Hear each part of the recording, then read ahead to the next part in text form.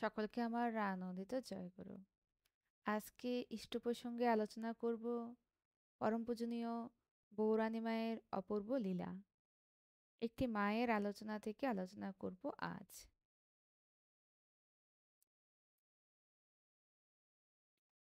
গত বছর মে মাসে ঠাকুর বাড়িতে গেছি। সকালের প্রার্থনা হয়ে গেছে সে সময়। দেখছি মা পূজনীয় বৌরানী মা আসছেন। ঠাকুর পার্লারে ঠাকুর ও বড় মাকে প্রণাম করতে। সেই মতো তিনি প্রণাম করলেন ঠাকুর ও বড় মাকে। এবার আমি মায়ের সাথে একটু কথা বলে দাঁড়িয়ে অপেক্ষা করছি মেমোরিয়াল ঘরের সামনে, কেননা মা ওখান থেকেই যাবেন।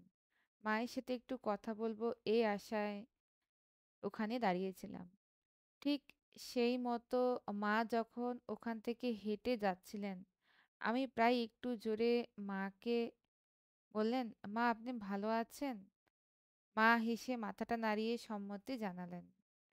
চোখে মুখে যেন এক অন্যরকম দিব্য ভাব, যেন মাতৃপরশ পেলাম। এই হলেন তিনি। আর একটি ঘটনা একজনের মুখে শুনেছিলাম। তখন পূজ্যপাদ দাদা তার দেহে রয়েছেন এবং সেই সময় একদিন পূজনীয় বৌরানীমা দর্শন প্রণামে বসেছেন। একজন মা দূর থেকে মাকে প্রণাম করছে, তার মুখটা প্রায় ঢেকে, শুধু একটু তার মুখটা দেখা যাচ্ছে। মা সেটি দূর থেকে লক্ষ্য করেছেন।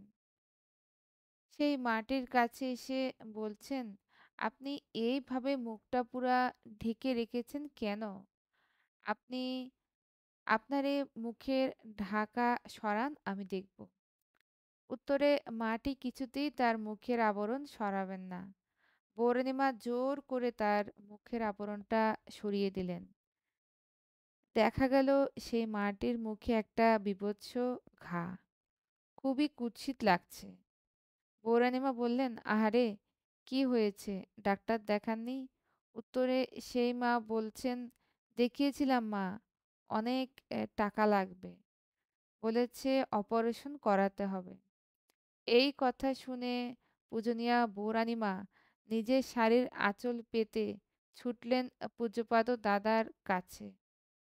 গিয়ে বললেন, বাবা আমায় কিছু অর্ঘ্য দেবে? দাদা শুনে তার সামর্থ্য মতো যথাসাধ্য দিলেন। বর্তমান আচার্যদেবের কাছে চাইলেন।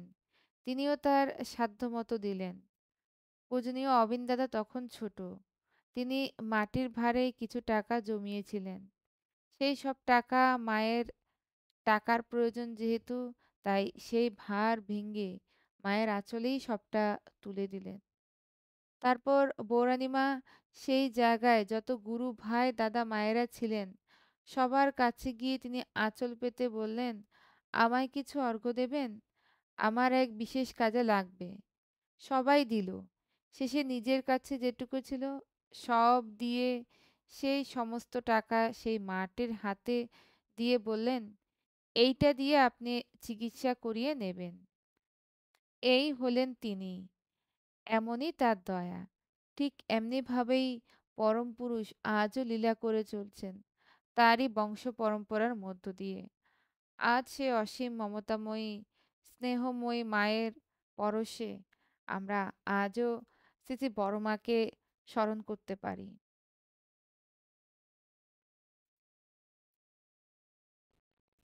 তারই দয়ায় শুধুমাত্র সব সম্ভব হয়। একমাত্র তিনিই পারেন সবকিছু করতে। কিভাবে প্রেমময় মতো করে আমাদের সবাইকে আগলে রাখতে। কি অপরূপ দয়া তার! সত্যি মনোমুগ্ধকর।